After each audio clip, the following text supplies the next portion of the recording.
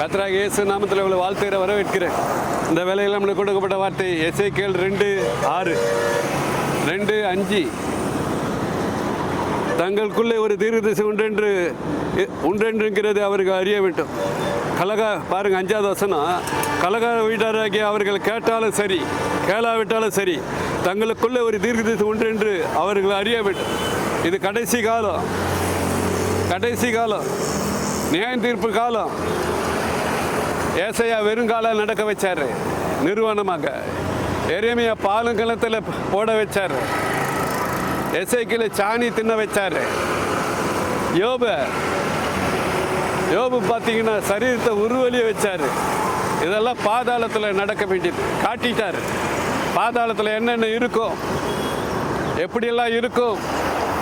எரி நரகத்தில் அக்கினி எப்படி இருக்குன்னு புதிய ஏற்பாட்டில் சொல்லிட்டு ஐஸ்வர்யவான் எரி நரகத்தில் இருக்கிறான். அது எப்படி இருக்குன்னு வேதத்தில் எல்லாம் எழுதிட்டாரு.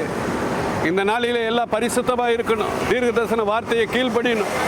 இது கடைசி காலம், இனி காலம் செல்லாது. எல்லாரும் பரிசுத்தமாக இருங்க.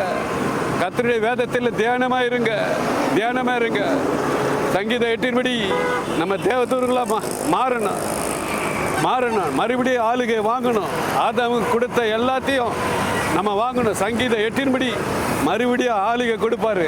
எல்லாத்தையும் கீழ்படுத்துவார். நமக்கு பாதத்தை கீழே. பாவத்தை ஜெயிக்கணும், உலக இச்சையை ஜெயிக்கணும், படுக்கையை ஜெயிக்கணும், காமத்தை ஜெயிக்கணும், மோகத்தை ஜெயிக்கணும். சாரம் உள்ள உப்பா இருக்கணும். படுக்கையில் சாரத்தை இழக்கக்கூடாது. சிங்கத்தை வீரின் பாம்பிய பால சிங்கத்தை வலு சிறப்பத்தை மிதிக்கணும். 5 புலங்களை அடக்கி ஆளணும்.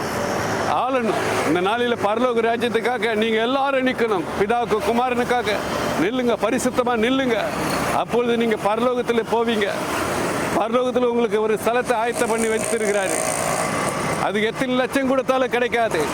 அதுக்காக வாஞ்சியோட தாகத்தோட வேதத்தை வாசிங்க. இது கடைசி காலம். மனமரங்க. ஞானசானம் எடுக்காத ஞானசானம் எடுங்க.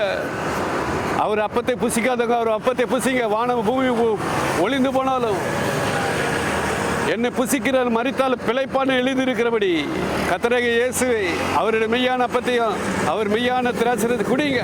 கடைசி நாட்களில் உங்களை எழுப்புவார். பரலோக ராஜ்யம் தருவார். உலகத்தில் சுகபோகத்தை விரும்பாதீங்க. பாதாள எரிநரகம் பயங்கரமாக இருக்கும். ஏசாயா வெறுங்காலாக இருந்தான், நிர்வாணமாக இருப்பீங்க. எரேமியா பாலுங்கலத்தில் இருந்தான், இருளில் இருந்தான். அங்கே இருள் இருக்கும். எசேக்கியேல் சாணிகளை தின்ன வைத்தாரு. அங்கே சாணி தான். எரிநரக ஐஸ்வர்யவான் ஒரு சொட்டு தண்ணி கிடையாது. மனமாறுங்க. இப்பொழுதே தேவனுடைய ராஜ்யத்துக்குள்ள வாங்க, பரிசுத்தத்துக்குள்ள வாங்க. பரிசுத்தத்தை உங்களை வஸ்திரமாக தரித்து கொள்ளுங்க, சர்வாயத்தை தரித்து கொள்ளுங்க. இரவும் பகலும் அவரை நோக்கி பாருங்க. மேலானதே நோக்கி பாருங்க. பரலோகத்தை நோக்கி பாருங்க. மரியாள் தன்னை விட்டு எடுபடாத பங்கை தெரிந்து கொண்டது போல நீங்களும் உங்களை விட்டு எடுபடாத பங்கு தெரிந்து கொள்ளுங்க. பரலோகத்தை நோக்கி ஓடுங்க. நல்ல ஓட்டத்தை ஓடுங்க. ஜீவ கிரீடத்தை வாங்குங்க. பரலோகத்தில் ஒரு இடம் வாங்குங்க. அதே உங்கள் லக்காக இருக்கட்டும், அதே மூச்சாக இருக்கட்டும், அதே உங்கள் பேச்சாக இருக்கட்டும். இப்போ ஜெயிப்போம். எங்கள் பரலோக பிதாவை இந்த அருமையான வேலையில் உங்களை நோக்கி கதறுகிற ராஜா. இந்த மக்கள் எல்லாம் ரட்சிங்க. கேட்டுக்கிற ஒவ்வொருவரும் ரட்சிங்க ராஜா. எல்லாரும் பரலோக ராஜ்யத்துக்கு வர கிருபத்தாங்க. ஒவ்வொரு ஆத்மா விலையேற பெற்றுதா. எல்லோரும் பரலோகத்து ராஜ்யத்துக்கு வர கிருபத்தாங்க ராஜா. எல்லாரும் உமக்குள்